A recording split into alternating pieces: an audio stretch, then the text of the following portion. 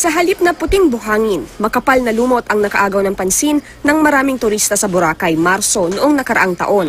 Ang itinurong sanhi nito, ang mataas na coliform bacteria sa dagat na noon pang 2015 problema sa isla.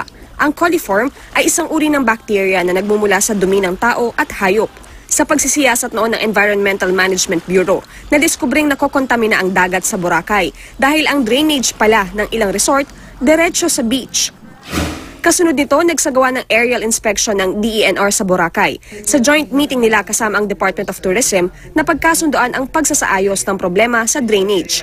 Isa sa mga hakbang ang pagkakaroon ng inventaryo sa lahat ng resort at infrastruktura sa isla. Sa pagdinig ng House Committee on Tourism kahapon, ipinresenta ng DOT ang listahan ng mga establishment na lumabag sa environmental laws. Ang babala sa kanila ng Environment Secretary Roy Cimatu, posibleng ipatigil ang kanilang operasyon kung mapapatunayang mayroon silang paglabag. The DNR has the authority to shut down water sources based on the Clean Water Act, and sometimes we can issue some cease and desist order for some establishments, and but the due process can continue later in the court.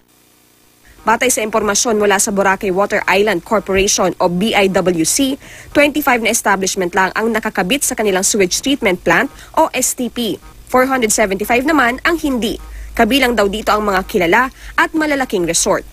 Boracay Island Water Company is the company. Dapat they have this sewage treatment plant. Supposed to be all this tourism establishment should connect to that treatment plant. But unfortunately, doon po sila kumabit sa aming yung sa DOT, which is only for rain. Kaya po ang paglabas po ng sa drainage namin is madumi na, and when it should be water. Paliwanag naman ni Malay Aklan Mayor si Seron Kawaling, ang mga resort lang na mayroong dila ng pas sa 50 kwarto ang required na kumonekta sa centralized STP. Ang mga may higit 50 kwarto naman, kailangang magkaroon ng sariling STP. Giit niya, masusi namang minomonitor ng lokal na pamahalaan ang sewage system ng mga nag-apply ng permit. Pag inaprobahan yung building permit, kasama na po yan na yung bawat establishment, kailangang mag-connect sila sa STP. Naungkat din ang hindi raw sapat na kakayanan ng BIWC na ma-accommodate ang mga establishment na kokonekta sa kanilang sewage treatment plant, bagay na patuloy naman daw tinutugunan ng ahensya. Inirekomenda ng Tourism Department ang pagbuo ng Boracay Interagency Task Force na siya magpapatupad ng mas mahigpit na regulasyon sa isla. Bukod sa problema sa drainage at sewage system, tututukan din nila ang iba pang problema sa Boracay, kabilang na ang overcrowding at illegal settlers.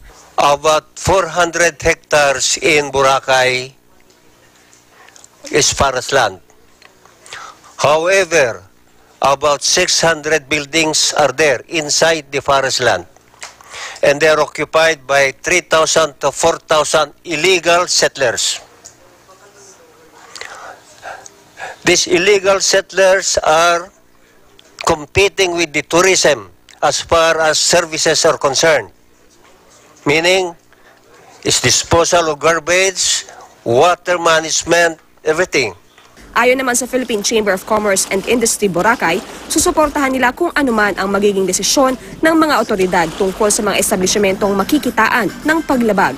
And whatever the national agencies are going to do to implement that law and enforce what is fair and what is good for the betterment of the tourism industry, I think this is the good thing that the Secretary, DNR, and the Department of Tourism sit down together, and we are grateful.